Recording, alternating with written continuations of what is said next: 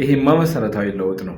እንደምታውቁት ከዚህም በፊት ከጋብቻ በፊት የነበረው ጅምር ቤት በጋብቻ ውስጥ ከተጠናቀቀ፣ ከጋብቻ በፊት የነበረው የሊዝ መሬት ምሪት በጋብቻ ውስጥ ቤት ከተሰራበት፣ ግቢ ውስጥ የነበሩት ቤቶች ላይ መሰረታዊ የሚባል ለውጥ ከተከናወነ፣ መሰረታዊ እድሳት ከተከናወነ እና እንዲሁም ግቢ ውስጥ ሰርቪሶች እና ተጨማሪ ቤቶች የተሰሩ እንደሆነ ንብረቱ ምንም እንኳ ከጋብቻ በፊት የአንዱ ተጋቢ ቢሆንም በጋብቻ ውስጥ መሰረታዊ ለውጥ ስለተደረገባቸው ብቻ የጋራ ንብረት ይሆናሉ።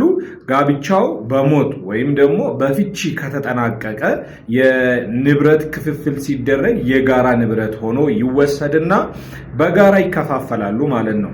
አሁን ግን ህገ መንግስት አጣሪ ጉባኤ በሰጠው ውሳኔ ሀሳብና ፌዴሬሽን ምክር ቤት በሰጠው ህገ መንግስት ትርጉም መሰረት ምንም እንኳ በጋብቻ ውስጥ መሰረታዊ ማሻሻያ ቢደረግበትም ቤቶች ተጨማሪ ቢሰራም እንዲሁም ዋና ቤት ላይ ማሻሻያ ቢደረግም ቀደም ሲል የይዞታው ባለቤት የነበረው ሰው የግል ሀብቱ ይሆናል። በጋብቻ ውስጥ የተጨመረበት ወጪ ወይንም ደግሞ ለእድሳቱ ለቤት ግንባታው የተጨመረው ወጪ ብቻ ይካፈላሉ እንጂ ጋብቻ ውስጥ መዋጮ ጨምሮ በቤቱ ላይ በይዞታ ላይ መሰረታዊ ማሻሻያ እንዲደረግ ስላደረገ ብቻ የይዞታው የቤቱ ባለቤት ሆኖ እኩል ሊካፈል አይገባም።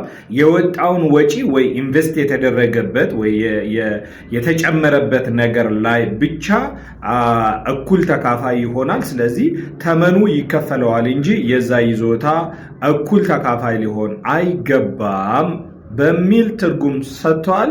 ነገር ግን የዚህ ትርጉም ቀጣይ ጥያቄ ሊሆን የሚችለው ደግሞ ትልልቅ የሚባሉት ህንፃዎች፣ ትልልቅ ግንባታዎች ከተከናወኑ ግን መሰረታዊ ማሻሻያ በላይ ከፍተኛ ወጪ የሚወጣበት ከሆነ ወይም ቀድሞ ከነበረው ይዞታ በላይ ከፍተኛ ገንዘብ የፈሰሰበት ትልልቅ ግንባታዎች ከተከናወኑ ግን ምን ሊሆኑ ይችላሉ የሚል አሁንም ገና መልስ የሚጠይቅ ነው። ነገር ግን ቀደም ሲል መሰረታዊ ማሻሻያ ከተደረገበት የጋራ ይሆናል የሚለውን ህገ መንግስታዊ ትርጉም ተሰጥቶ መሰረታዊ ማሻሻያ ቢደረግበትም የማሻሻያው ሂሳብ ይካፈላሉ እንጂ የይዞታው ባለንብረት ሊሆኑ አይችልም።